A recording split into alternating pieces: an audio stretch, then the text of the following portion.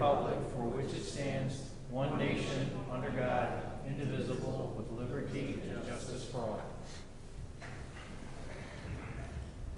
All righty. Can I have a roll call, Alice? Here. Here. Here. Here.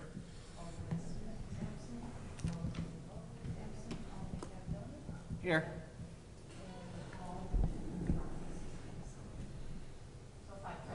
Okay. We have enough people here to do anything? Yeah. Okay. Barely. Jim might still come up. I haven't heard that he's out today, is he? Yes, I know Brian is out, and I believe JR both will be gone. I think Jim will be here. He was here he's earlier. probably just running Yeah, late. I spoke to him earlier today. I believe we still have quorum. So. Okay. A couple things. And if you guys watch the Olympics, Haley, our local person from Victoria Crossings, female wrestling, wasn't able to clinch a medal. Apparently there was a bad call in with one of her rounds, but we're really proud that she went to Rio and was part of the Olympics, and to have somebody from Lockport is very exciting. I think the last time that happened was the 1904 Olympics, actually. It was a discus thrower. Yeah, Jason was talking about possibly a celebration in Victoria Crossings. Yeah, the planning seems to be a little disjointed at this point, but I know they're trying to do something as kind of a welcome home for her. I'll keep people informed as I hear about it as well. They've been pretty excited throughout the whole week, so yeah, it's awesome. Her parents are in Rio right now. All right, yeah, keep us posted. If we did do something over there, it would be a lot of fun. So, all right, very good. Another thing I want to mention is I have a second town hall meeting on August 31st at 7 p.m. right here. Last one we had a decent amount of people, but tried to do a couple for people who couldn't make the last one. So if anybody wants to show up, we'll be doing that again. So 7 p.m. August 31st here. Does anybody else have anything for our liaison reports today?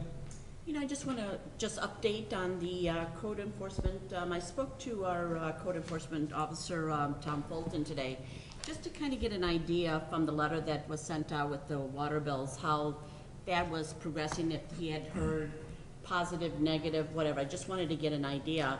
And apparently, people had called in to kind of get clarification on the on some of the codes that we were trying to enforce and whether or not they were actually in compliance with it. And so it's positive that people are actually tuning into that, to the notices that this is what we're doing and people are aware of it. So that's a good thing. And it's actually working with the code enforcing. A case in point is the Regency Point, where a letter was sent to the owner and they ended up fixing their parking lot and putting new stripings in for the parking, and so it really looks nice and dressed up. So this is what the code enforcement is all about. It's just keeping up and beautifying our area so that it's attractive for everybody. Okay. Thanks, Joanne. Thanks for staying on it. Anything else? Actually, I want to add one more thing. So Victoria Crossing is kind of the happening place this week. I got a note from one of the residents probably about a week ago that her son was trying to organize a Blue Lives Matter march. I think the word is starting to get out in the last day or two, but with some help from his mom, a 9-year-old has organized a Lockport Blue Lives Matter march for September 17th at 9:30 a.m. It's going to start at Jewel and walk down to the police station. She was I don't know the details behind it, but she was pretty adamant that we are not supposed to be parking at Jewel. Either park nearby or at the police station or the high school. I don't know the story behind that. But it sounds like word is starting to get out. But a cool event that's, if you could support something like that a 9-year-old kid is doing, I think that's kind of cool. What time did you say it starts? It's 9:30 a.m. on September 17th. Okay. All right, very good. Right on. Anything else? Okay. I'm going to start with Ben. What do you got? Yes, thank you, Mayor and members of the council. The first item tonight is CA1. This is, if you recall, the haunted house in Lockport, also now named Hell's Gate Haunted House. I know the petitioner's here, John Leflamboy. It's been an exciting project as this has progressed. We've got to kind of ratify some drawings. We're going to talk about the use. They had a new concept with the project in regards to using the Metro lot to help do some busing down to the site. So let's get into it here, where the license agreement that we're proposing authorizes the haunted house to use the Metro train station. They're going to be using it basically for 4 weekends, 4 days at a time in October this year, so 4 4-day weekends. The use of the lot will not be interfering with commuting parkers. They're not going to be arriving until like 6:30. The proprietor will be working with a security plan with the police department. They will have staff on site. They have agreed to kind of clean and remedy the parking lot after they use it each night. And this is a great opportunity where we can help with the parking and hopefully the success of the new haunted house. So again, those times and dates, to be specific, are October 6th through the 31st. It'll be a Thursday, Friday, Saturday, and Sunday of that month, and Monday, October 31st, of course. The dates and times are actually being posted from 7 to 11. So definitely we'll check the Metro lots to make sure that the commuters don't have any interference with that. There will be hospitality members throughout the route from the Metro lot to the connection of the road down by the Division Street plant, and then of course on scene at the haunted house. So the first part of the memo is to talk about the use of the Metro lot. The second part of the memo in your packet is regarding accepting the what we call the as-built plans. If you recall, the original plan had shown a lot of acrylic work on the frontage. It's now been built with a lot of natural wood. This facility was constructed to be in the theme of the haunted house. There are drawings in your packet. We need to be able to make sure that those files that we received match what we have in our file, and they did not, so we want to make sure that we accept those as built. This will be also included a pump house that was required by the Fire Protection District that was not originally being designed as part of the theme, but they did a nice job with it, making it creative and making it look like the theme in regards to what they have there at the facility. John, I don't know if you want to come up to the mic and take some questions on this. I know that John has met and talked to the chief. We're going to be utilizing auxiliary officers and the EMA. We'll be using our LED signs in the area to try to direct traffic. We're going to be meeting with the Park District, the 2 police departments, the City of Lockport Police Department and the Park District Police Department and the Park District on Friday to kind of recap all this and take a look at our plan and make sure we have contingencies in there. We all hope that they're so successful that they need those contingency plans in regards to handling traffic, and I think they will. I think that'll prove to be a great public-private partnership in regards to what we did with the Canal Road and Chip and Seal, and you know, the city has also resurfaced the area just beyond the bridge that leads to the Canal Road, so that all looks good now. So I think we're bringing it all together. So John's here, and if you have questions. Well, John, before we get started, you want to give everybody an update on where things are at right now? Sure. So down at Hell's Gate, we are finished. It's a beautiful thing. We've got the flowers coming up, the ivy growing on the walls, and the haunted house is ready to go. We did our first sneak peek for people to come see the haunted house. We had a great opportunity this last Saturday where I don't know if you're familiar with room escapes, but it's the newest thing going across the world, new form of entertainment. But an international group that does haunted houses and room escapes decided to come see Hell's Gate as their featured party in Chicago, which I told them we're not in Chicago. So they had to drive all the way down from, they were up in Schaumburg area, so they came all the way down. And these are experts in the haunted house world, in the entertainment world. We had people coming from Tel Aviv, from Germany, from Great Britain, and these are people I respect in the industry like nobody's business. And we were very, very, very thrilled to have them go through, and the comments that are still coming. They absolutely are in love with the entire thing. Their thoughts are, there is nothing like this in the entire country, which is something I think I've talked to a bunch of you guys about, is that's what we're trying to do here. We're trying to create not only one of the best haunted houses in the country, but something so unique you cannot find it anywhere else. And we were really excited to get that feedback and find out that that's actually what hit. So that went really well this last weekend. Other than that, we are getting ready for hiring and training and doing, of course, we always have final details that we'll never stop doing. But we'll be doing all those things from September 1st to the 15th, and we'll be all ready to go. Cool. All right. Questions, concerns? My only comment, and it's not really related to haunted house, but if this is the parking situation that we're going to go forward with, you know, people from out of town are going to be coming essentially to like the edge of downtown Lockport, right? Should we have some sort of signage or something to, they're parking at the, you know, at the train station, go to Embers, go to what, you know, just participate more, you know, kind of keep them in downtown. At the Metro lot itself. Yeah, see what else. There'll be traffic control measures and signs that, you know, by the bridge and by state to try to get them to go to the Metro lot and not turn down that road for the attendance part, but I think that's a good idea. Yeah, but I mean more on You like, could, you know, maybe design a little map of downtown out there or put it on a flyer leaflet that they can hand out with the patrons when they come back from the tour. Hopefully they would engage the downtown. I mean, that's certainly, that was the point of the city helping fund the road. You know, the city is not receiving any sales tax on this. They are receiving a head tax to pay back the loan improvements, but the city of Lockport does not have an entertainment tax. So as a petitioner buys a ticket to his establishment online, you know, the city isn't getting any direct feedback from that entity, but we are getting the return on investment for the economic impact that every person that comes to town and fills up their gas tank and stops at whatever restaurant of their choice in the downtown and spends money, that those sales receipts will be coming to the city, and so that's what we hope that this venture does for us. yeah, and that was more my point. Sure.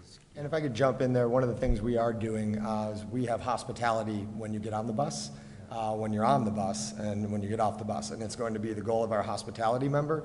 They will be handing out a postcard. We're going to cobble together some local bars and restaurants and pizza places in Lockport, especially on State Street there. And we want to hand every one of our customers a place to go to in Lockport. Go buy a burger, go have a drink and talk about the night you just had, but do it here in Lockport. Yeah, nice. So we'll be pushing that. That's part of what we want to do, is we want to be part of that community. So we figured those bars and restaurants are going to like us a lot with that.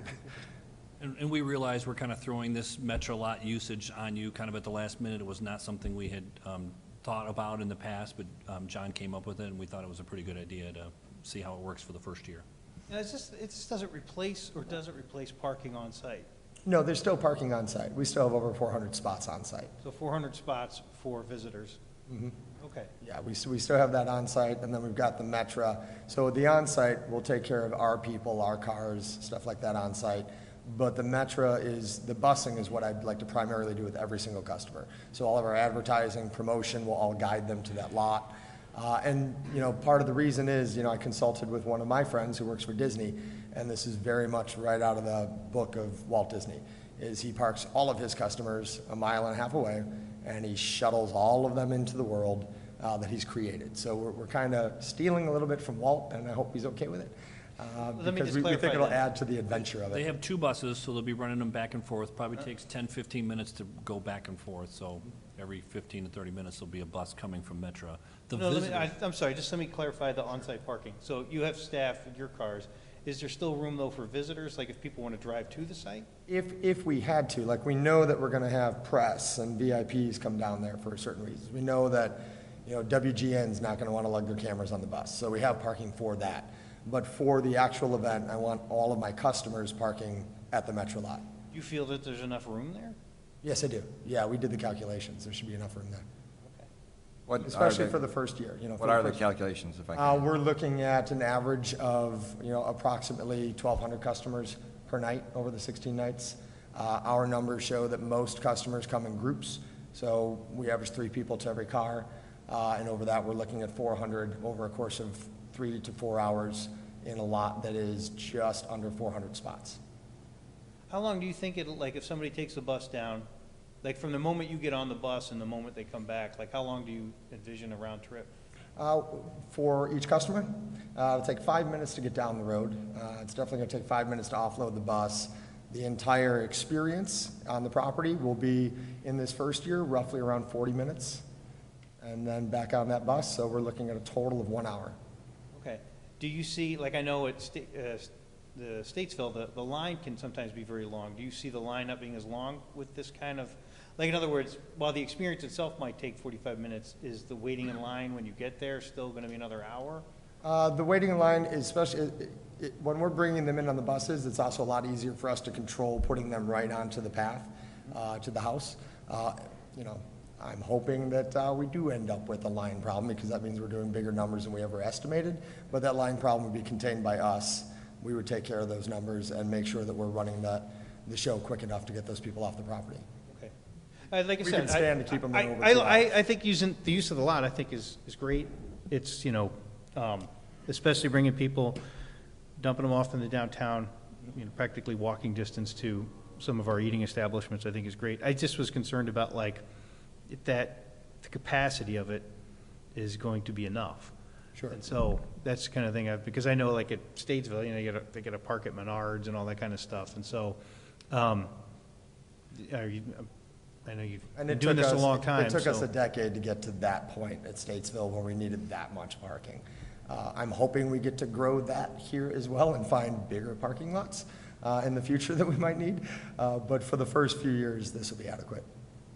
My only concern, and I shared this with the chief and John, and we're going to be meeting together on Friday, is the mix of traffic. If we have potential visitors trying to go down Canal Road, do we have enough points of stopping them, checking them? If they have credentials, they can go on. If they're staff members, they go on. But if they're actual customer patrons with a ticket, that they need to go reroute it over to the Metro. So I have some concerns about traffic congestion and as it goes down towards Davies, and how are we going to reroute out that. But we're going to make sure we have a good traffic plan that we can reroute them and not hold up traffic coming in for the residences that live over there.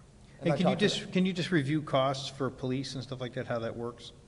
Yeah, there'll be, whatever John has agreed to handle any overtime or EMA costs that we incur in regards to managing this, that he'll be covering those costs. Okay. How often are these buses running? You said there's 2 buses, right? There'll be 2 buses on Thursdays and Sundays. Those are traditionally our slower nights. Fridays and Saturdays will increase the buses with the amount of the customers. So as we're getting more customers at the gate, we'll add more buses to the show. Okay. And how often are they running then? I always want the buses moving, so I don't want customers waiting in the lot on State Street, and I don't want them waiting at the pickup point. So if we are doing 2 buses on a Thursday, they will fill that bus and they will go. And the same thing as we go Fridays and Saturdays, I'll have backup buses waiting behind it, fill the bus and it moves, so that way it's not waiting. Okay. So with regard to the parking in the Metro lot, you estimate that, you know, from your numbers that you're expecting, that you're going to be okay by maybe, you know, a few spots, right? I think I'll have plenty of spots based on our first 2-year projections, yes. Okay. Do you account people sticking around after, you know, they go through the haunt and maybe hanging out, talking to other people, and possibly people walking back to the Metro lot and increasing the time? And how are you going to discourage that? Sure. When it comes to the show, the way the show flows, it all flows through that gift shop into that midway, and it all naturally flows to that exit. So there's not a lot of place to wait. There's a little bit to get a sandwich if you want, something to drink. That fills in. You know, when I say an average of an hour, some people are going to go much quicker and get out of there. Most of my customers leave as soon as possible. So, you know, some people are at record speed. It's 30 minutes and they're gone. I always try to build like a fat average there, so that way that's built into it. If they want to, I'd love it if they stick around the fire and they get, you know, a hot chocolate from one of the local vendors we're going to have down there. That'd be great. But I also know a lot of people are moving on. Okay. I was just, you know, thinking that if people are sticking around down there, people are trying to walk back to the Metro lot, you know, that throws off your calculations of how long it's going to be. And then, you know, we're looking at a Metro lot that you thought was going to be okay, that's really not. Yeah, and we don't offer walking as an option. You know, that's... But how, I understand. Unless you're local in Lockport and you sneak across the fence to get away from us, everybody is funneled to exactly where we want them. Okay, so you're going to have people out there. Oh, yeah. Okay. Yeah, we'll have security as well as the Lockport Park District Police. They'll be out there as well, moving these people to every point. All right. And also on the note of the officer we'll have on Division and Canal, I talked to the chief of police today, and we're going to make little cards with maps to get them to 13th Street, so they don't have to think.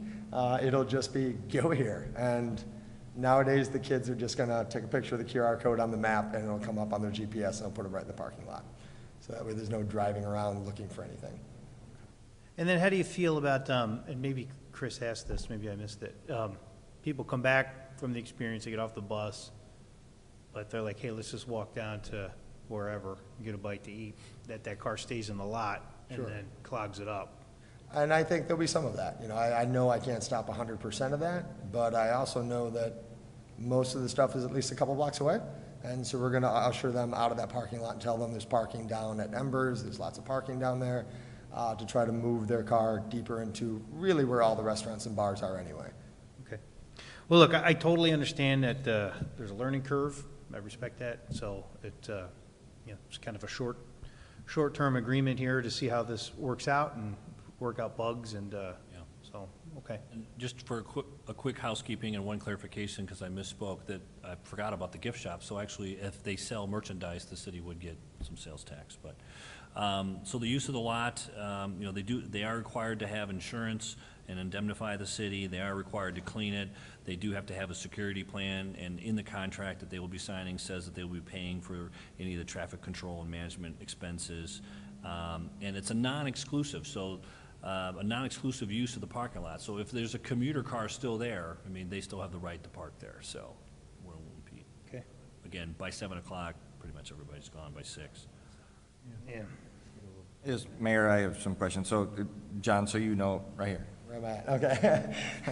Just see I'm the more analytical one. I'm the one that asks a lot of the questions. So just, I'm the one to make sure that because the city's doing incentives, right, for you, we're doing a lot of stuff to make things work and doing a lot of stuff. We're now, on typical businesses, it's kind of like, do your own thing, right? Handle your own stuff. You're there. If it's Walmart having an event, we don't really care what that, what they're actually having. We're now tied, and we're doing a lot of events. Now you're using a city lot. So things are fluid, as the mayor said, and you're figuring that out. And some things we can't just have as, we'll figure it out as we go, and we're going to do that. Because some of that is egg on your face, and it's egg on our face, and it could be a public issue because it's on our land. So it's trying to make sure that all the T's are crossed, I's are dotted. And so, when I talked to Ben, and he said, okay, we're really figuring things out Friday in terms of logistics and what everyone's actually doing and how many cars you are, right? Knock on wood, right? You want this to succeed, and you fill up every parking spot downtown, everyone's sitting there drinking and doing and eating and doing all that stuff. But that becomes a logistical nightmare for the police chief and for us, and then you're gonna get a lot of people that just wanted a quiet night and are gonna complain. Right. So, the more we can cross our T's and dot our I's before we agree to these things and to figure them out and then do all that stuff, is more prudent for us when we're actually doing it. And some of the things like your bus, right? Is it actual school bus? Yeah, with the rented buses. Did somebody actually go and try to drive around that lot? How are you doing it? Because I went and drove the lot today, and I was like, how is a school bus actually going to be in and out of this metro lot Sure, we pick up safely? right at the mouth of the lot is what we're looking at, but I want to work with the police officers on Friday to see what's best for them. I would really suggest that you take that school bus and drive around there, because the turning radius for that school bus in that rotunda will not, and if you're trying to go through, I just have a SUV, and it's really hard to get through the parking lot. Okay. So we don't want you hitting cars or doing that stuff, plus cars backing up is gonna stall you from getting back and forth. So the logistics of those things, and then people, commuters, right? Not interfering with commuters that are coming home, take that last in. I know we don't have a million trains, but that last train coming in, that they're not being ushered out by somebody else or fighting traffic or anything like that, right? They Yeah. get that, because And they're even when that paying. last train comes in, it's very much before our customers are even showing up. It's at end of 6 o'clock, so they can take all the time in the world. That's great. I think the ideas of showing the maps of downtown, and I don't know about ushering people out of the parking lot, because it is a sort of city parking lot, but encouraging them to go to the rest of the town. I'd hate for somebody to actually get in their car, because it's too easy sometimes to just keep going and go Driving, home. right. And I know that most of your clientele is probably under 21, is probably a majority of Fair it. mix, it's a fair mix. So that, restaurants and eating and doing all that stuff, we want to make sure that it's not just all about traffic and everything that's going down there. And I have a bus, so I'll bring it Friday to try That's, some of that's those perfect. So things. you can figure that out and show the chief and make sure that this thing actually works. Me personally, I've got no problem with a city being fluid and figuring this out, working on there. We're getting into agreements, and we're talking about keeping it a little bit more flexible, because in case it does grow and does all that stuff, But for it being flexible between a Thursday through Sunday was one thing, and then saying, okay, you really hit a home run and it's a Monday through Sunday, right? It's all week long and you're doing something and there's such a high demand. Some things that people may not understand is that the buses do provide more wear and tear on your pavement than a regular car. We did the chip and seal down that main road, so that one is probably going to get a lot more wear and tear and be beat up a lot more than we were expecting to. And then the parking lot. We just want to make sure that we keep an eye on the parking lot. And I know it's only for 4 days, for 4 weekends now, but it's flexible to be 7 days. It's open right now to be 7 days for 4 weekends in a row, and potentially more if things go good. And I'm fine, again, I hope it does, but we have to have that plan B of too many cars, buses are tearing up the lots, interference with whatchamacallit. Is there a plan B of overflow parking? People that are not gonna get turned off by this whole thing. Right. And I only speak of that because the city is more of a partner of yours now, saying we gave you incentives, we're doing stuff, we're working with you with the city lot and the police. If you were any other client or anybody in city of Lockport, right, we're pro-business. We let you handle your own stuff, how you're doing your own parking lot, and we just make sure we can manage everything that's on the city. But those are concerns that pop in my head. Sure. That I always want to make sure that Ben and everyone's looking at that, and the chief. So I don't know how you can. Yeah, they're concerns that are in my head every day, because they're the last things I want to think about in October. You know, it's the show is the most important thing happening. So all the stuff we do in September is to make sure all this is going to work, practicing it, timing it, hiring the right hospitality, the right security to make sure everything flows. Contingency parking is a good idea. We may need to find a fallback, right, if there's another lot. I mean, the first instinct is Commerce, but hopefully Commerce is already full because of the bars and the restaurants in the downtown. Maybe it's a side agreement with Chevron. Maybe it's allowing them to use here at Central Square. So we'll noodle that a little bit and see if we can't find an appropriate backup plan. If this booms and the entire downtown parking lot is filled with people just going to, right, great thing. Yep. But I'm sure Embers and Mama Nesta's and everyone's going to complain that there's no parking around for their clients that just want to get there, because everyone's going to the haunted house and coming back and leaving. Okay. So that's going to be one of those things that are going to come and hit us, as we need to figure out how to direct those people and get them out and manage that. And it's a good management to have, but we have to have that contingency to cover that. The other part I would be remiss if I didn't say, so in terms of as-built plans, right? We talked about before, I know with the planning commission and everything, you did concrete and everything, we talked about that starting early. Here's the as-built plans that you've come back and you've worked with staff and you got done.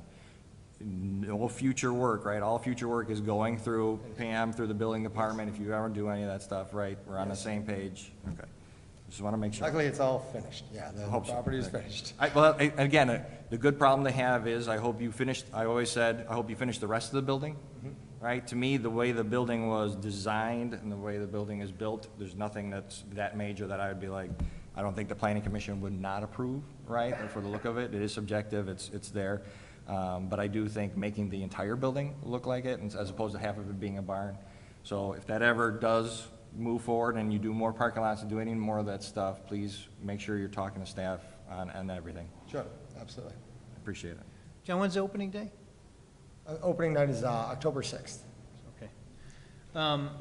Well, any other questions? I do have a question. What kind of background checks are you doing on the employees that you're hiring for the season? We do full background checks. We've always done it, but luckily now state of Illinois makes everybody do it too. So we do full background checks. Something to be working with the chief? We usually run it through a service, typically. That's what we do at Statesville or at Navy Pier, is we run it through an outside service that does it. Unless the chief would like to do it, then that'd be great. And that would be easier and probably more in-depth. So. I think he has enough to do. Because we've done it for the carnival, the background checks. Yeah, because the carnival's the same thing. It's a state amusement, labor department, so, we work with them as well. They inspect us, we have the state come inspect us as well. And we have to provide those background checks, prove that we did it, and we do it every year. We can talk about that on Friday. We'll talk about that on Friday. Okay, great. All right, thank you.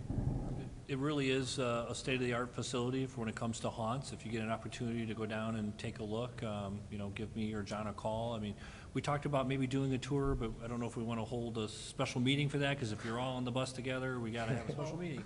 As So long as we don't talk about business. we can schedule something we can work with John if you're Come all pick you up with the interested. Zombie Army bus if you'd like. I know some of you have come and while we were working and saw the house, but I'd love to show you guys what we built down there. It's really something. Good. I think that's a good idea, Ben. Okay, I'll See if you I'll can email arrange with it. John. Great, Because cool. I know I won't come by You can have a myself. Yeah, you can see it before the actors are Freaked in out, there. Everyone's more comfortable before the actors are in there, so. For everyone who's meeting Friday, Chief, you two, or if you recall, there's residents that lived there right around the corner, right, that had a lot of concerns about people dead-ending, turning around, not finding their way around there. So make sure that you cover that for those residents. It's like a dozen residents there. I don't know if that's, Bus takes care of that. Some of it. I know, but There'll still be people that are like, are lost. trying to find their way. They're gonna probably look it up on a map and say, I'm going there, GPS, and they'll find it. That's why we're I think that's sort of unavoidable, but as we move forward and we get closer to Halloween, I believe that in talking to John, that we've come up with a pretty good plan already, and he's going to hire the appropriate amount of police officers as the crowd dictates. So we can't ask for any more than that. And we do want officers even roving in that situation where they can stop people before they even get to that point. Yeah, some way to identify residents so they know that they can pass and get through their house, so we're not causing any inconvenience for them over there. So, All good points, Jim. Is this something that we can put on as an action item so we can discuss further? Sure, yeah, it's your choice. You can do action item for our next meeting or consent. Yeah, whatever you guys we'll put it, I'm open for an action item in case there's any other things that we want to. I would say action, because I want to hear what they come up with on Friday. Yeah. Okay, so we'll do that. The plan. All right, thanks. Thanks, John. Thanks, John. Thanks, guys. Steve, please, I'm sorry, I missed our opening prayer time by our chaplain. God, I just want to thank you for this beautiful summer day we've experienced, and thank you for our great city of Lockport and how we live in peace and safety here. And thank you for our first responders and how you've kept them safe, and the fire personnel, the police officers. I just ask that you continue to keep them safe as they go on calls.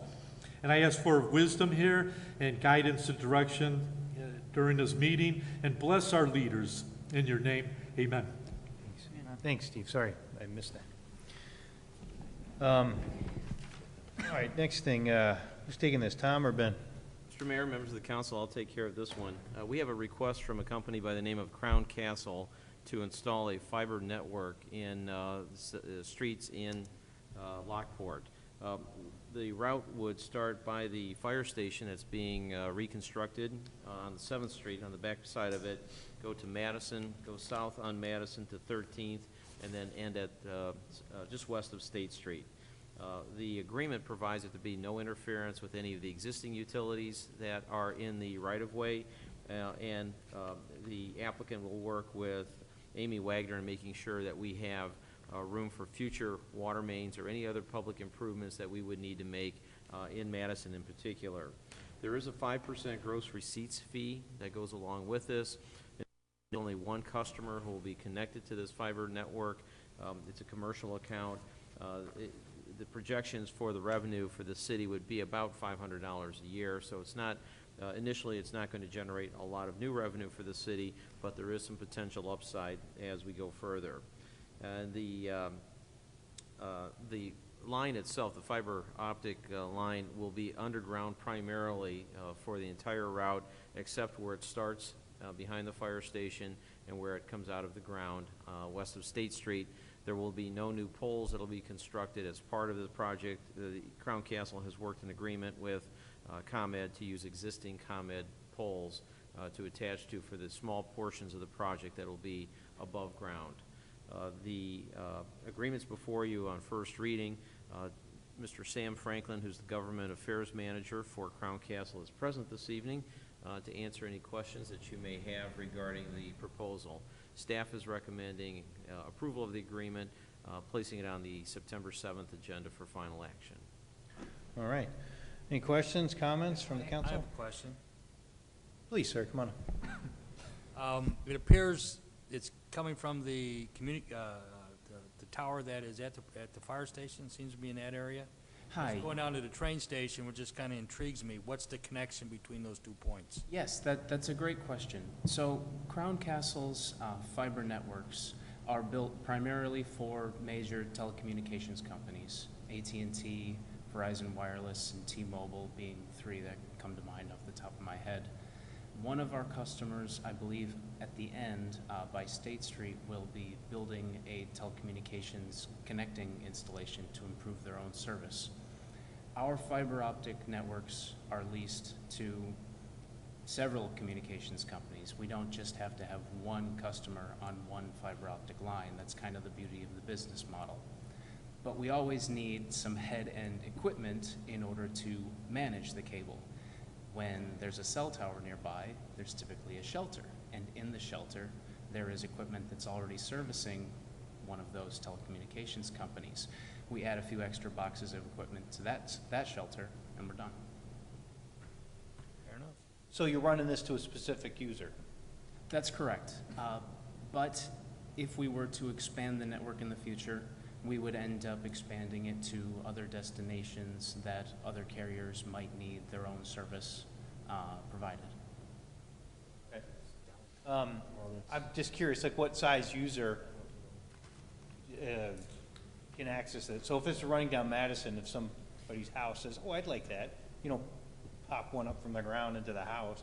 So I'm like, what size user, do you guys look for? We don't currently serve any residential users. We don't provide a service at retail to residential users. We do provide a retail service to some businesses. For instance, one of our affiliate companies named Sunesis manages several switched networks for banks and educational institutions, K through 12, and some universities.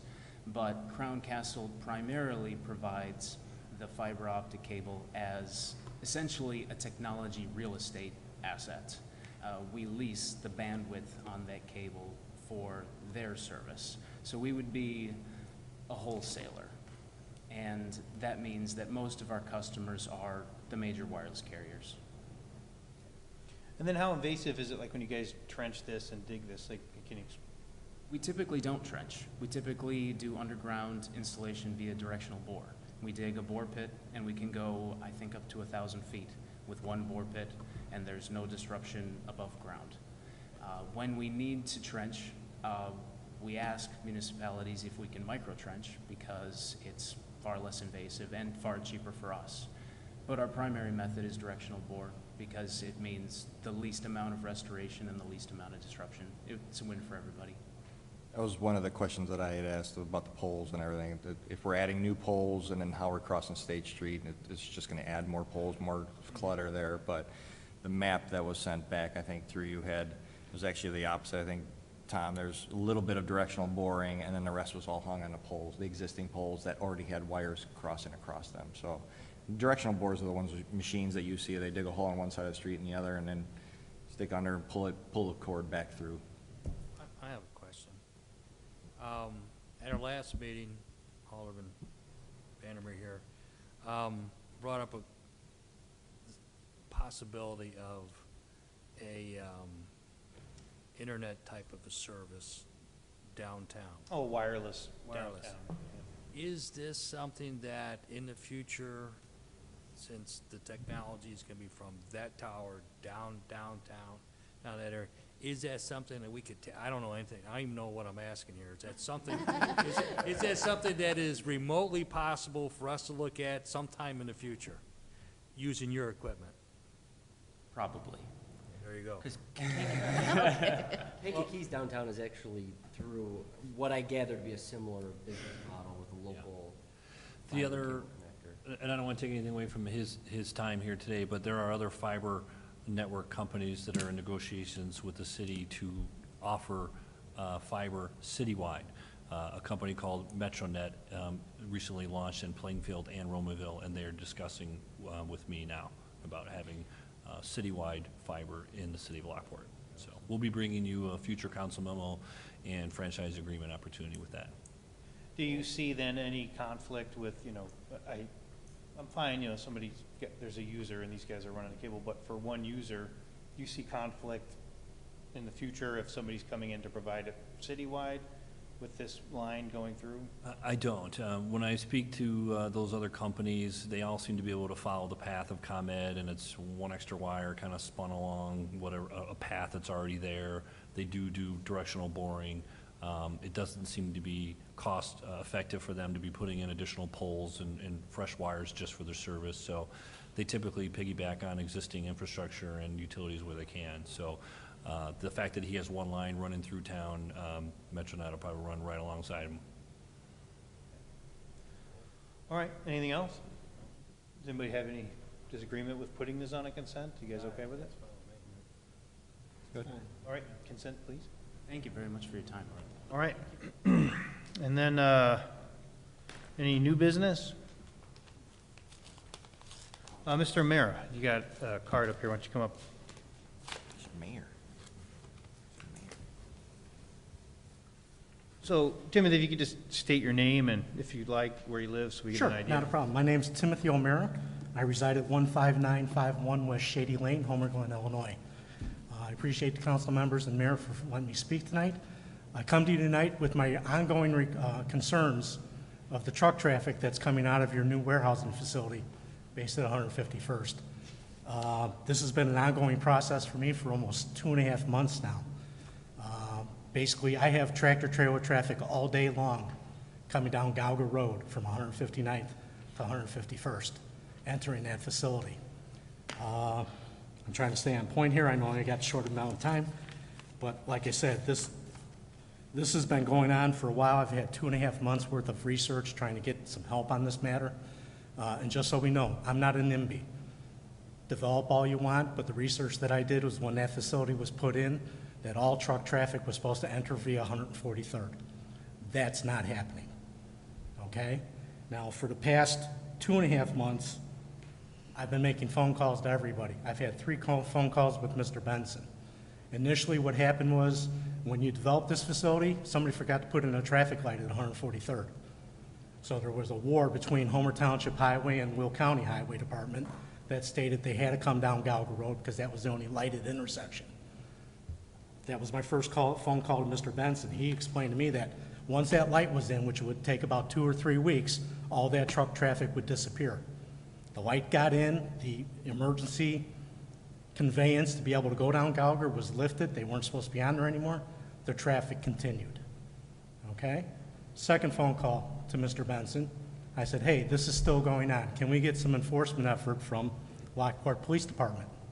Let me check into that for you, Tim. I'll get back to you. Gets back to me, sorry, not our jurisdiction, okay? They say they have no jurisdiction between 159th and 151st to do anything about the trucks.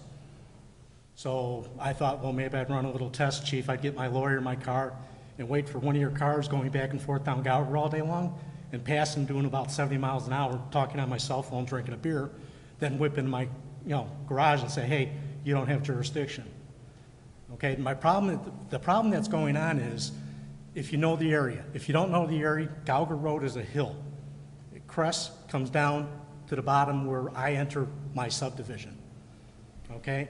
I have clocked trucks coming over the top of that hill doing 55 miles an hour. And Chief, I hear your background before is with Illinois State Police? Is that correct? Okay. Truck traveling 55 miles an hour is basically covering about 75 feet a second. When he crests that hill, there's only 260 feet from the top of that hill to the exit to my subdivision. So he's traveling 2-second reaction time, he's traveled 150 feet already. On flat, dry pavement, a tractor trailer that size, that weight's going to take about 300 feet to come to a stop. Okay? According to my calculations, I sent him to the boardman. He was, Mr. Petrakos was nice enough to return a reply to me. You're about 190 feet short of that truck being able to stop. We've had 2 close calls already, people trying to pull out of our intersection with a truck coming over the top of the hill. And what's going to happen is, I saw all the buses out making their runs today. 3 times a day, I have one of your school buses stopped at the bottom of Shady and Gauger. Okay? There's no way this tractor trailer is going to stop. I'm telling you, it's going to happen. We've had 2 near misses already, And what I'm doing is I'm looking for help from you to enforce this. The signs aren't working. The last time I took account, I had 40 trucks come down Gauger going northbound. I had a 20% return rate. They disregarded your signs that you put up. They've disregarded every sign that's been put up, and they come back southbound to get back onto I-355 at 159th Street. So my concerns is this is going to turn into a terrible tragedy.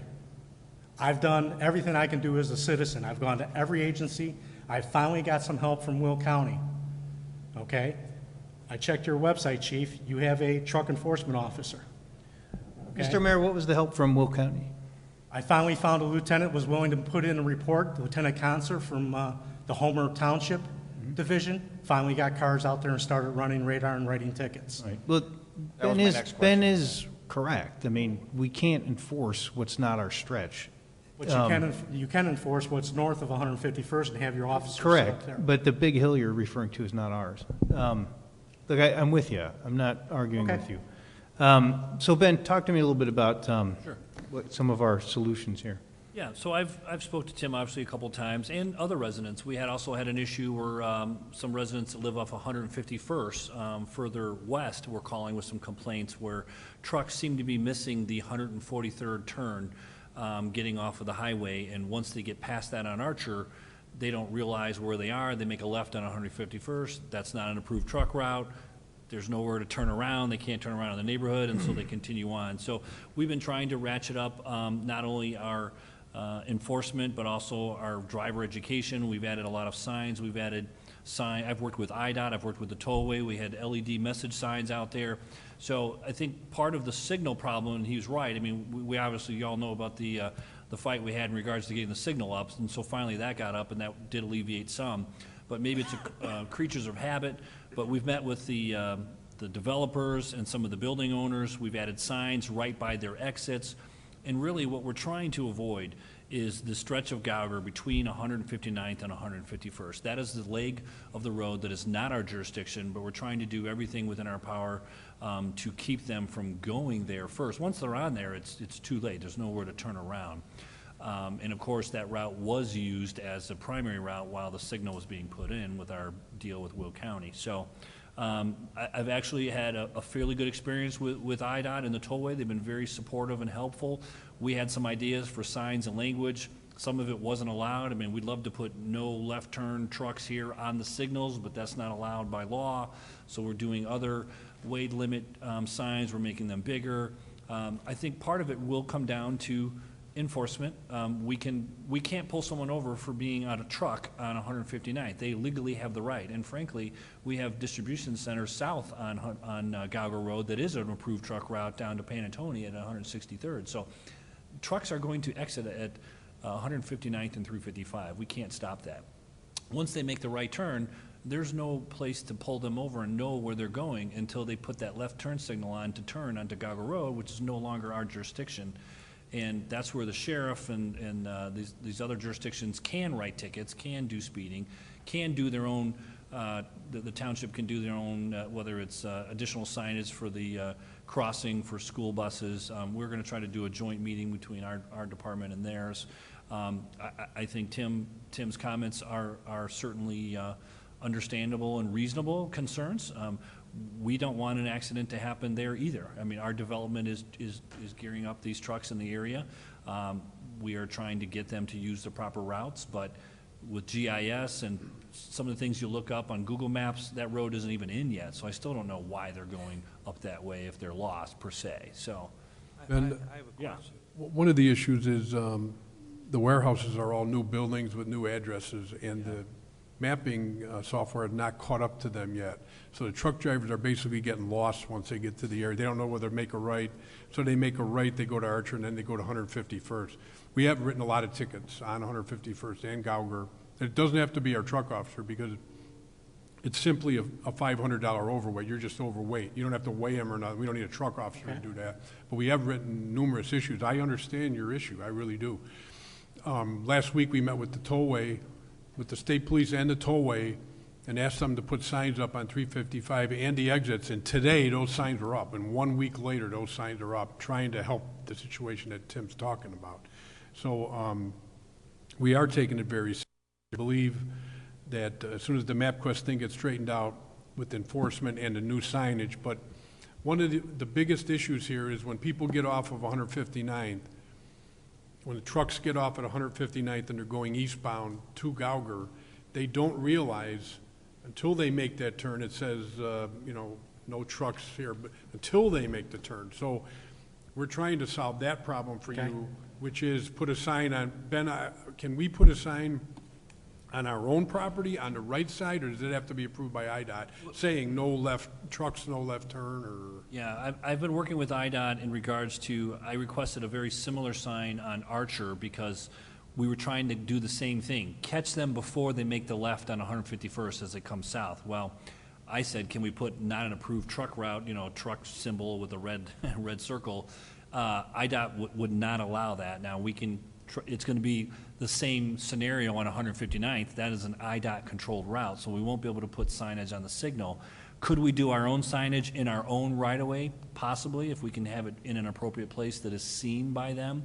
Maybe we can continue to implore with them about this problem and get some type of variance. We'll certainly continue to work on it, but I think that's the biggest key for this particular situation. We haven't had other complaints about trucks in the area and being on non-approved truck routes.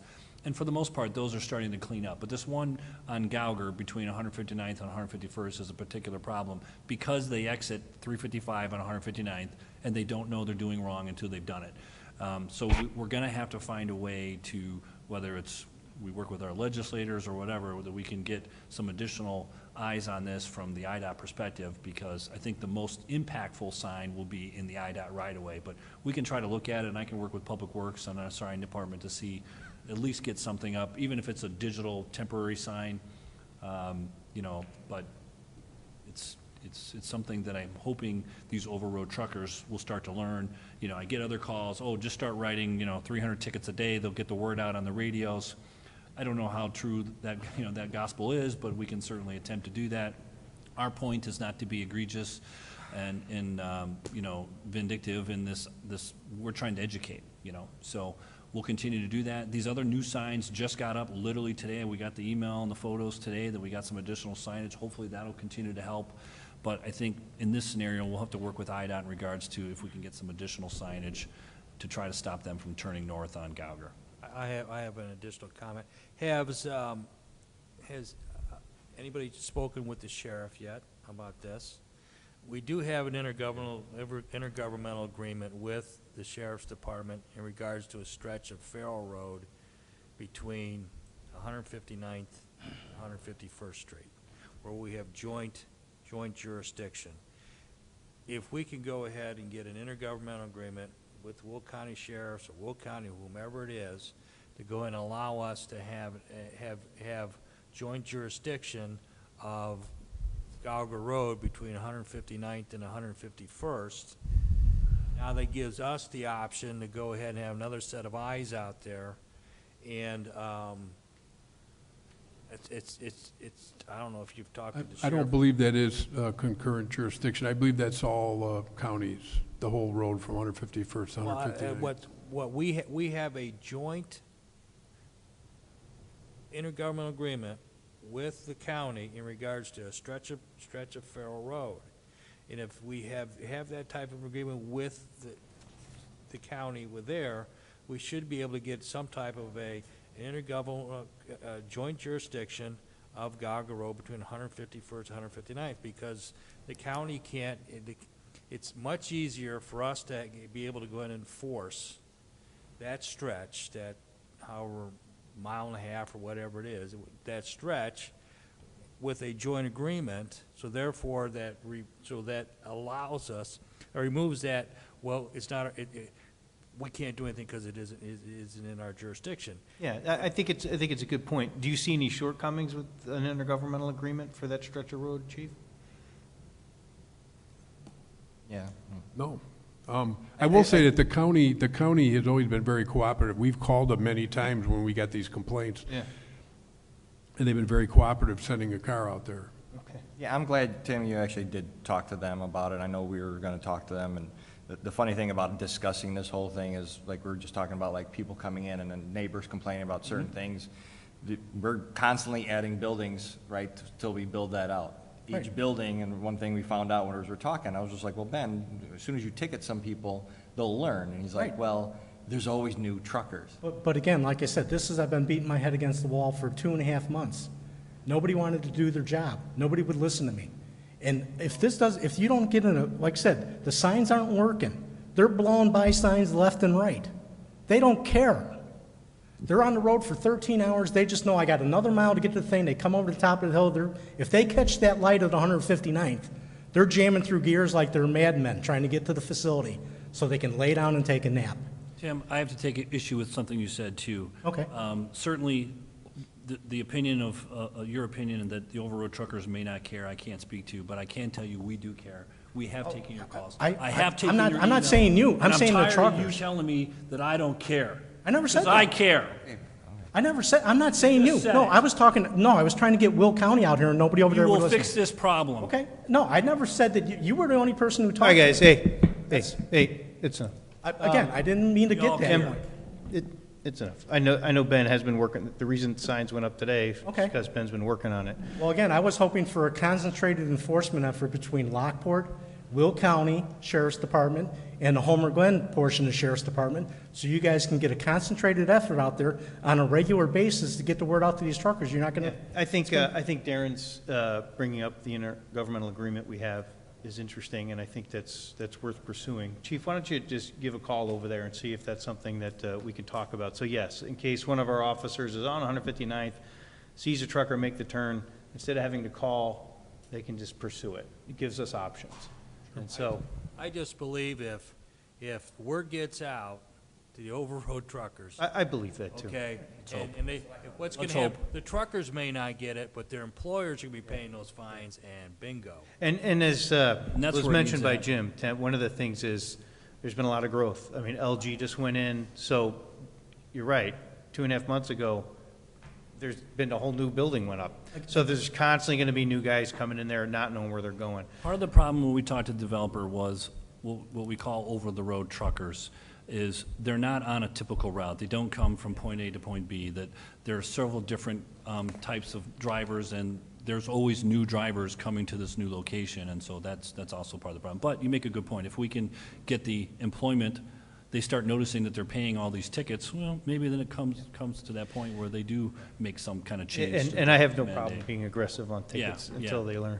Mayor, can I add one more thing? Tim, you've got a lot of energy on this thing, and I know we've called Google and Bing. I mean, the more people that call and say that put those maps, like, correct those streets. Well, again, I went to Homer Township Highway Department to get that updated. No, you got to go to actual Google and Well, Bing. he's supposedly telling me that he's handling it. So again, like I said, I'm John Q. Citizen, but I'm worried about, my wife or my son getting picked off, trying to come out of the subdivision. totally with you. Or one of your school buses getting picked off. They're sitting ducks. Yeah, They're going to be but stopped at the bottom of that hill. They can't move anyplace. That is something you can also do to help Homer Glen and Lockport, because you actually call also about those roads coming through. Okay. And Chief, is this something that we could write just a real overweight ticket on? Do we have to write just the generic? No, they're overweight. They're overweight on that road. It's a 8-ton limit, so they're just being there, they're overweight. It's a $500 ticket. Right, but yeah, I mean, I prosecuted some overweights for like Lions where they got the scales out there and, Yeah, we have portable scale. We could actually weigh them as well, but we normally. Right, so if we do get jurisdiction, we could write some of those real overweight tickets where it's not a $500 fine, it's really hitting sometimes it's a lot pocketbooks. more, absolutely. Okay. All right, great. All right, Chief, pursue that, got new signs, and, yeah, we'll stay on it, because it is important, and, I understand, Tim. All right, anything else? All right, everyone. Can I have a motion to adjourn? So moved. Second. Jason and Chris, all in favor? Aye. Aye. All right, you guys, why don't we just take 5? I see Ben walked out for a second to talk to Tim, so why don't we just take 5 minutes? You know, we had a joint agreement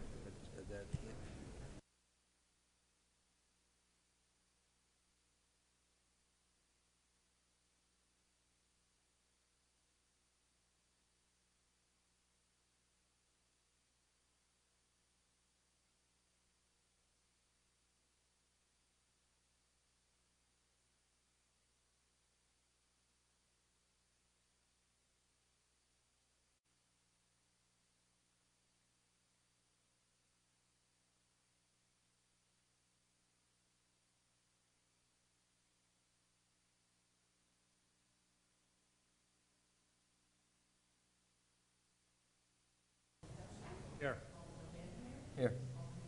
Here. Here. Okay. All right, looking to have a motion to have a consent agenda. So moved. Second. Alderman Petracas, Alderman Vandermeer, all in favor? Aye. Okay, for our consent agenda, we have the regular city council meeting minutes from August 3rd, committee of the whole meeting minutes from August 3rd, of payroll period ending July 31st, approval of bills. We have PZC case 2016-06 for the final development plan for Building 6. The State Streetscape Improvement Construction documents with V3. And we have an extension of license agreement for the metro station with Midwest Soaring. And then there's the 17th and Jefferson Street reconstruction project recommendation. So I'm looking for approval. We have a motion for that. Make a motion? Alderwoman Bartleson, Second. seconded by Alderman Vandermeer. May I have a roll call, Alice? Yes. Alderman Petracos? Yes. Capadona? Yes.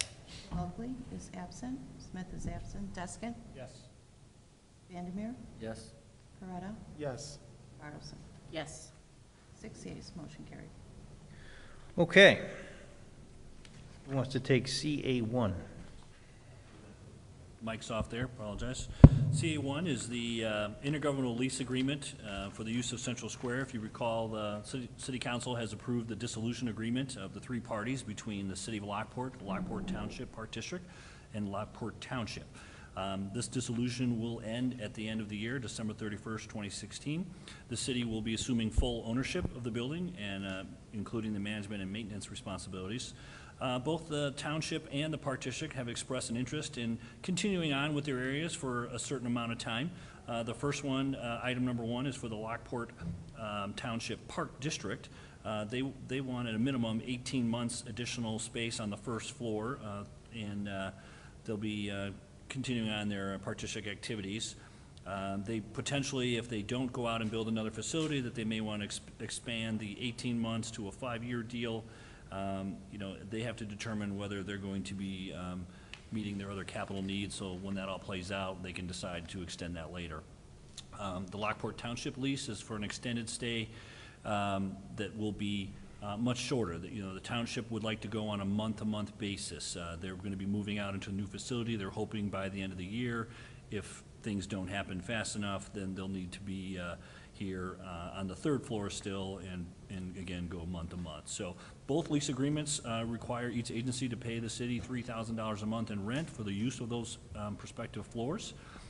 City Council had reviewed both these agreements separately at different committee of the whole meetings back in May and June to give preliminary approval for this project. Both agreements provide another example of an intergovernmental agreement between the city and local agencies.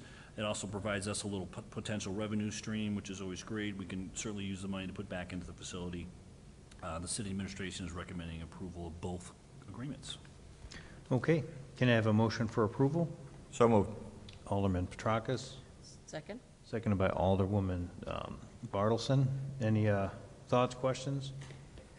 I do have a question on the Park District side. So Sure. it's a little bit of a less useful space for us, and the Park District wants to use it, and that's great. But I read through this last Friday, so I'm trying to kind of find. But I made some notes on it. Like it's a 18-month lease, and then but they have to notify us if they're gonna terminate that lease, like way in advance, like 6 months in advance. But then if they want to renew, they only have to give us 90 days notice. So it's almost like if they don't cancel 6 months in advance, what's the 90-day good for? And then it's 1-year terms, and it just feels like that's fine, and we don't have a use for that space now, but 1 year is not a lot of time when it comes to like capital planning kind of stuff. And Right. I could see in the future not wanting to be in limbo every 7 months of if they're going to renew. And it's a fine use for the space, and I'm not against it, but should we have made like the renewal not 1 year, make it 3 years, something like that, to where, it's a real plan instead of just this revolving door of timelines and potential in or out kind of on the agreement? Yeah. We felt it was a little over-lawyered at this point, but, Tom, I don't know if you want to speak to it a bit. Yeah, I'll certainly defend lawyers here. It's Section 8, bottom of page 2 and top of page 3 of the agreement with the Park District. And it was when we first started talking to the Park District about this, it was really going to be an 18-month period.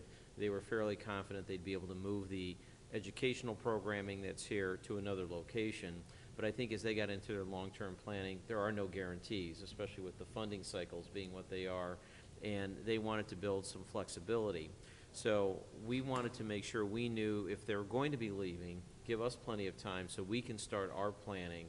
And if we want to do any kind of modifications or rehabilitation of the area, we then can come back to you and start talking about that earlier. We added a section at the request of the Park District at the top of page 3 that could keep them here for an extended period of time. It could be an additional 5 years, and that's what we tried to build into the second paragraph of Section 8. And it's really a meet and confer on the amount of rent, because we're really not committing to the space, because we really don't know what the rent would be for a 5-year lease, let's say. We're comfortable with a $3,000 a month lease arrangement for the first 18 months and an additional year.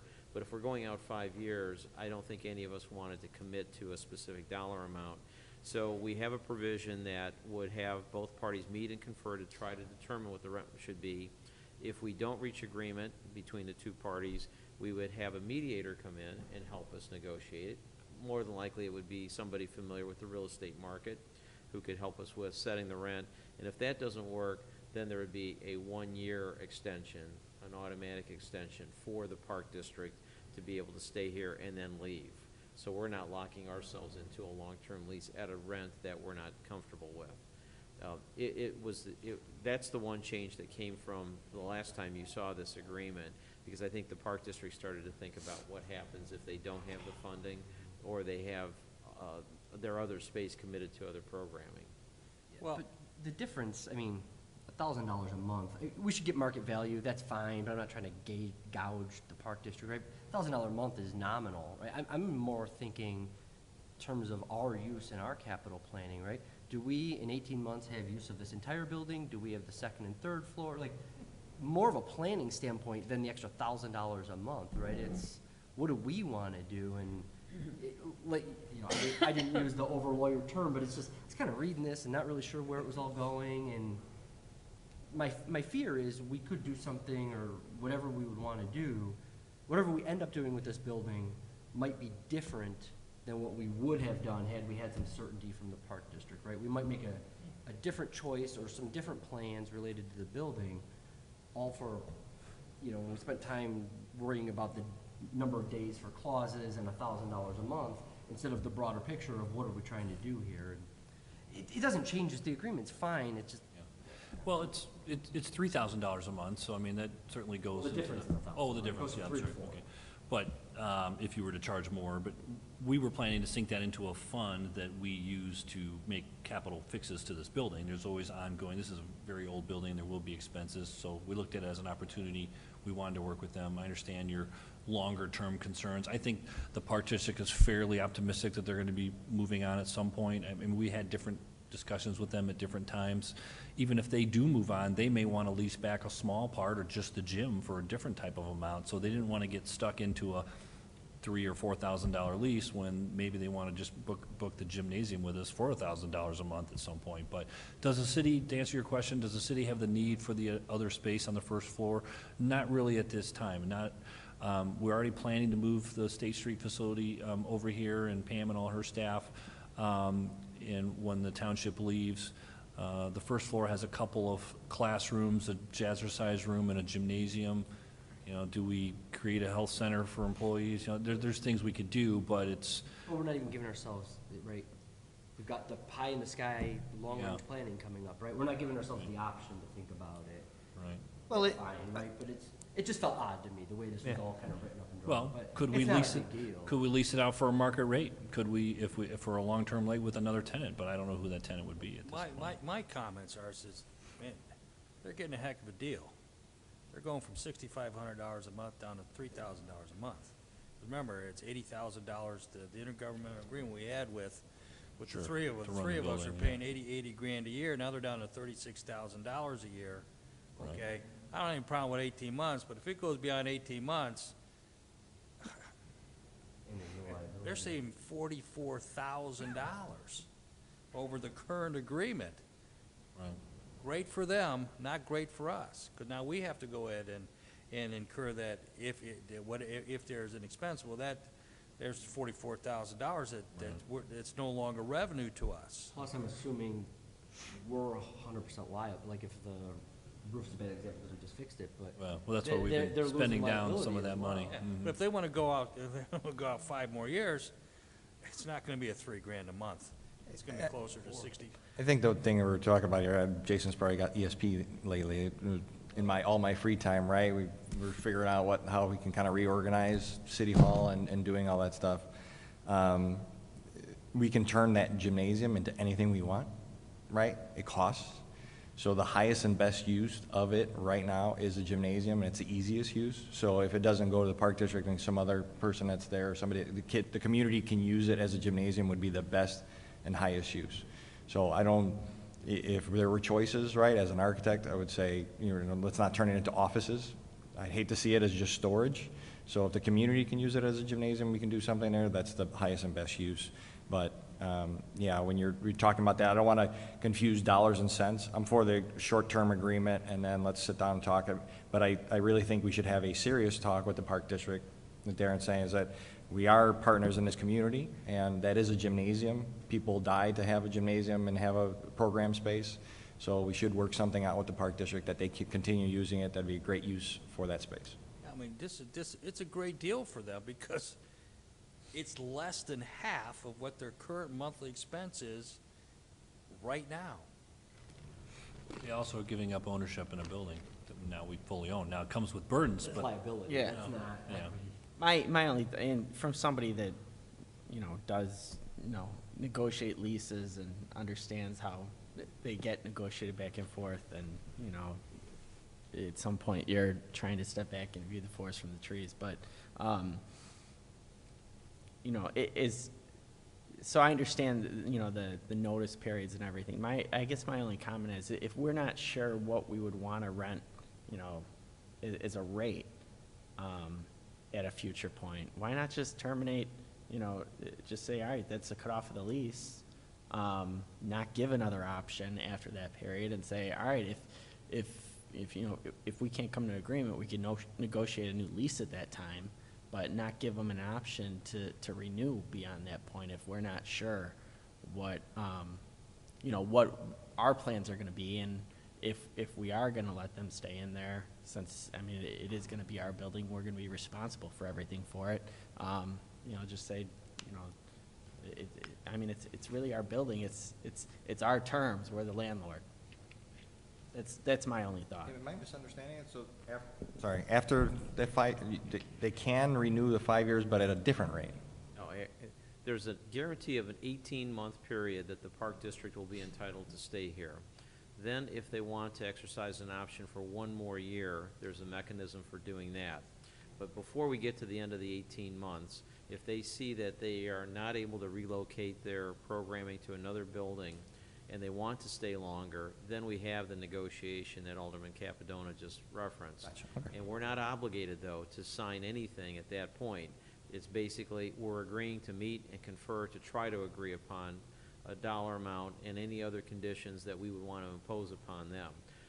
So we could get to the end of that initial year and a half or 2.5 years and not reach agreement, and at that point the Park District would be required to move on. We built the Park District requested to build some time into that so they can make their plans to relocate their educational programming and health and physical fitness programming to another location. So I think what we try to do is find some balance in here for both agencies. I think our big advantage is occupying the 3rd floor space where we're going to be able to free up a building in a prime location on State Street that we think will have some value someday. Yep. And again, whether we sell it for whatever the dollar amount may be, or we have a developer of the lot, the vacant lot next door, incorporate our building into that development, we have now opened up our opportunities to do that. And that could happen anytime soon, because the township will be vacating on a very short-term basis. This is just a safety net for the township. They think they'll be out of here by the end of the year, but when we spoke with Ron Alberico, he wanted to build a little extra 2, 3, 4 months in there just in case there's a delay. Come next summer, I think we'll have the ability to market our lot, and I know we're marketing it now, but we'll also have the opportunity to offer the State Street building for redevelopment for a private entity, which will help generate some new dollars that we don't have currently. These holding periods cost us money, right? I mean, like even on the Lockport Township side, it's fine if they need a couple of months, but why don't we say this is a 4-month lease, and if you guys aren't out, then we've got to talk some more, because as far as I'm concerned, we should be planning to have people move February 1st, March 1st, and that building should already be getting ready to. I would agree. When you talk to Ron Alberico, I mean, I think they're hoping to be gone before the end of the year. This is more of a contingency plan. We're certainly looking at layouts and where people would sit and the space needs analysis and trying to figure that all out now and do some carpet and paint and that kind of stuff.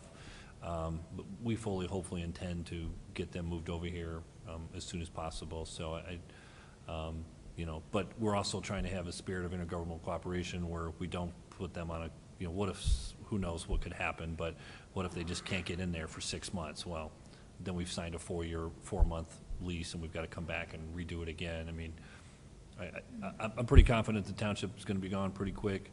The Park District, I don't know on. I think we've built in some flexibility for them in the same spirit of intergovernmental cooperation where basically it's going to take them 18 months and another year, and after that, so we're talking at max 2.5 years, we can negotiate anything you like.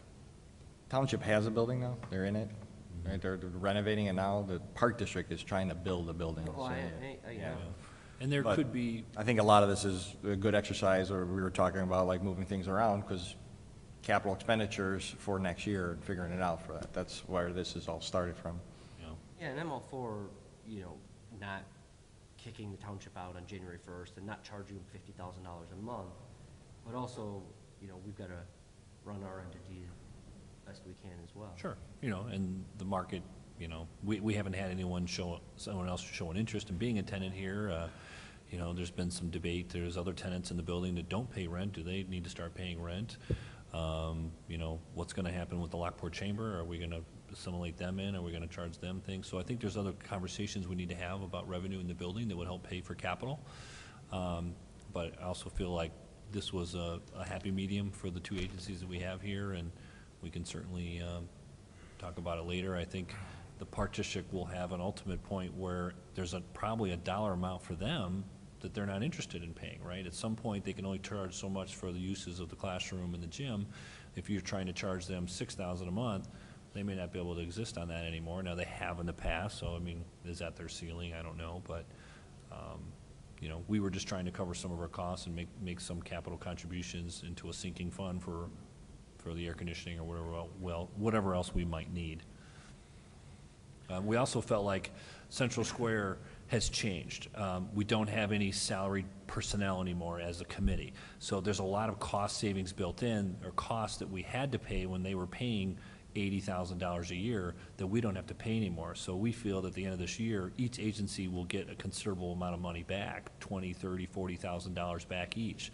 So that goes into, they wouldn't necessarily, even though they're getting a good deal, Darren, if we were to do Central Square budget over for another year, my guess is it would come in more like $40,000 or $50,000 per contribution. So the fact that they're paying $36,000 when they would never have to pay again in the future more than $40,000 or $50,000, they aren't necessarily. But they have no liability now. Correct. If Yeah. Well, and again, this is a historical endeavor, right? That the city gets to take this beautiful building that's very historic in the town, and the three agencies came together in lean times to save a beautiful historic structure, and we continue that burden. You know, I mean, is it the best use of taxpayer dollars? Probably. You know, to go build a new building somewhere to meet all of our needs would be very expensive. So We may have a gym that we can create another haunted house in. All right. It's an old What do you guys building, wanna do? right? John's still here. We're gonna have to vote. I have no problem with the township side, the Park District agreement. Well, I don't- Okay, well then let's do a roll call, see where everybody's at. Yeah, so I've got a, item number one is the motion to pass resolution 16064, which is approving the agreement as presented for the Lockport Township Park District for the use of the Central Square building. Or I'm sorry, Alice, am I taking your Yes. role? Bartleson? Yes. This is for the Park District. Yes, Beretta? for the park district. Yes. Sorry, Vandermeer? No. Deskin? Yes. Capadona? Yes. Petracos? Yes. 5 yeas, motion carried. And the second item on there is the motion to pass resolution 16065A, was a resolution approving a lease agreement with the Lockport Township for the Central Square building. All right, looking for a motion for that. So moved. Petrakis, Deskin. Have a roll call, please, Alice. Yes. Petracas? Yes. Capadona? Yes. Deskin? Yes. Vandermeer? Yes. Beretta? Yes. Bartleson? Yes. 6 yeas, motion carried. All right, very good. Tommy, I see you want to keep us here late, is that right? Won't be late, Mr. Mayor, members of the council. I'm requesting an executive session for pending litigation, at which we could do that at the end of the meeting. Then we would come back into open session and adjourn. There would be no final action taken after the closed session. Okay. All right, so unless there's any new business, I'm looking to make a motion to go into executive session. I'll make that motion. Second that. All right, so that's Mr. Peretta, Capadona, all in favor? Aye. Yes. All right. I have to roll call. Oh, it's a roll call thing? Sorry. Recognize our author. Petracos? Yes. Oh, Billy. Dona? Yes. Deskin? Yes. Vandermeer is here? Beretta's here? Yes. And Bartleson? Yes. Okay, 6 present. All right, let's take 5 so Alice can set up.